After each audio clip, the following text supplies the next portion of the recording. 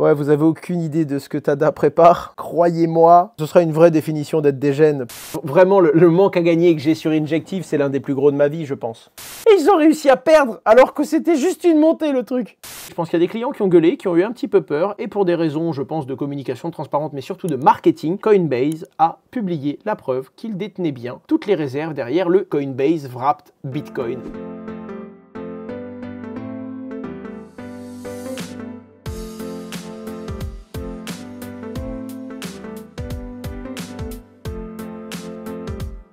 Alors, je comprends pas pourquoi vous me dites joyeux anniversaire. Ce n'est pas mon joyeux anniversaire. Mon anniversaire, c'est bien connu, c'est le jour du crash UST.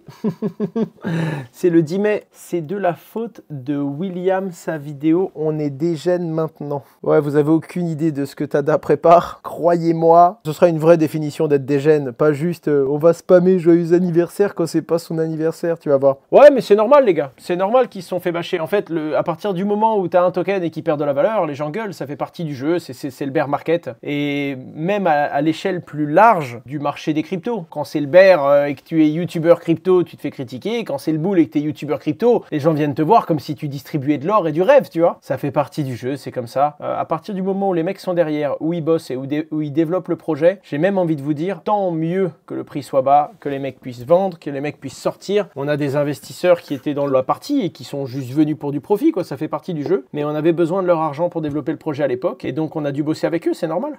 C'est public ça, Tiger. Il me semble que c'est le même que le launchpad de Multiversix. Donc en gros, je crois que c'est 1,75 ou 2 centimes. En tout cas, tu as tout le détail. Enfin, je sais que c'est sur le web, quoi. C'est pas une info confidentielle. Salut Asher, j'ai pris rendez-vous pour faire ma déclaration crypto. Pas fait depuis 2 ans. Zéro plus-value en 2 ans. Et 10K investi, tu penses que je vais prendre une grosse amende? Déjà, t'as pris rendez-vous avec qui pour faire ta déclaration? Comment ça, t'as pris rendez-vous? Si t'as zéro plus-value, non? Non, alors s'ils veulent vraiment te faire chier, ils vont dire que t'as pas déclaré tes comptes crypto et ils vont te mettre 700 € d'amende par compte. Mais normalement, non. Rendez-vous avec Michel Barnier, il a pris. Yo, un ado de 19 ans ici, approximativement 10 000 € sur une ledger, mais hold pour ce cycle, main hold c'est Sol. Mon but est de le garder, pas forcément full Solana, mais crypto pour les prochaines 4-5 années. As-tu des tips? Bah déjà, si ton but à toi c'est de faire de l'argent sur ce cycle, ne garde pas 4 ou 5 ans. Dans 12 à 24 mois, tu vas avoir une fenêtre de tir où tu devras être capable de vendre. Deuxièmement, si tu n'as jamais fait de cycle, sache que si tu ne définis pas très clairement la valeur à laquelle tu veux sortir, tu ne sortiras pas. La plupart des gens apprennent à vendre parce que au tout début, ils font un cycle, un bull run, les cryptos montent, ils ont pas mis de limite, ils se disent « Oh, ça va continuer de monter !» Ça redescend, ils se disent « Oh, bah je me vois pas le vendre maintenant alors qu'il était plus haut il y a quelques semaines !» Ça s'effondre, ils disent « Oh là là, j'ai raté le coche pour vendre, je vais devoir attendre 3 ans de plus pour vendre !» Et à l'inverse, il y a même des débutants encore plus violents qui, eux, vendent, ça continue à monter, ils paniquent, du coup ils rachètent, là ça baisse. Et ils ont réussi à perdre alors que c'était juste une montée le truc. Il n'y a pas de magie, hein. Tu ne peux pas mieux t'en sortir que de l'avoir vécu une fois. Maintenant, t'achètes le truc, il monte, tu vends. Quand ça continue à monter, t'as toujours des gens qui disent « Tu vois, je te l'avais dit, ça va monter plus haut !» Et toi, t'es là, tu regardes les gens et tu dis « Ça fait presque 8 ans que je suis dans cette industrie. Ça fait presque 8 ans que je vois des gens me dire ça. » Et le même gars, tu le recroises 4 mois après, il dit « Oh là là, j'aurais dû t'écouter, j'aurais dû sortir !» Et ce mec, quand tu lui dis « Est-ce que t'as gagné en crypto ?» Il te dit non, mais il te dit « Mais si j'avais vendu au top, aujourd'hui, j'aurais eu tant !» C'est con que tu l'aies pas fait, hein.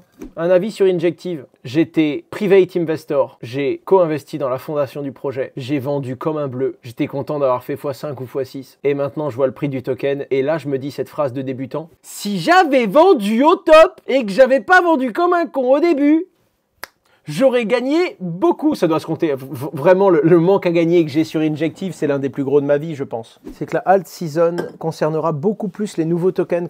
Écoute, c'est ma prochaine vidéo. Est-ce qu'il y aura une alt season? Si oui, comment, pourquoi? Le début de la vidéo, c'est soyez bullish. La alt season arrive. Le milieu de la vidéo, c'est attention, même si elle arrive 2025, c'est pas du tout 2021. C'est bien différent. Et la dernière partie de la vidéo, c'est la alt season n'est pas prêt d'arriver. Moi, je vous donne tous les arguments, toutes les analyses, tous les points de vue. Après, vous vous démerdez. Mon job, c'est pas de vous dire quoi penser, mais c'est de vous donner les éléments qui vous permettent de créer un jugement complet et le plus agnostique possible. On continue. Bon, Coinbase, je sais pas si vous avez vu, il y a eu quelques histoires comme quoi certains disaient que Coinbase n'avait pas publié de façon transparente le nombre de bitcoins qu'il détenait pour les différents ETF. Ça a fait gueuler certains acteurs. La communauté, comme toujours, on veut des preuves, on veut des preuves. Du coup, Coinbase a répondu publiquement, nous sommes une société auditée, nous sommes une société en bourse. Les bitcoins qu'on a sont bel et bien audités par notre auditeur, mais nos clients n'ont pas de volonté à ce que vous puissiez vérifier et que tout le monde puisse regarder on-chain si on détient bien les bitcoins qu'on prétend détenir. Eh ben ça a dû changer. Je pense qu'il y a des clients qui ont gueulé, qui ont eu un petit peu peur, et pour des raisons, je pense, de communication transparente, mais surtout de marketing, Coinbase a publié la preuve qu'il détenait bien toutes les réserves derrière le CBBTC, c'est-à-dire le Coinbase Wrapped Bitcoin. Ah voilà, plus compliqué, hein, quand c'est BlackRock qui...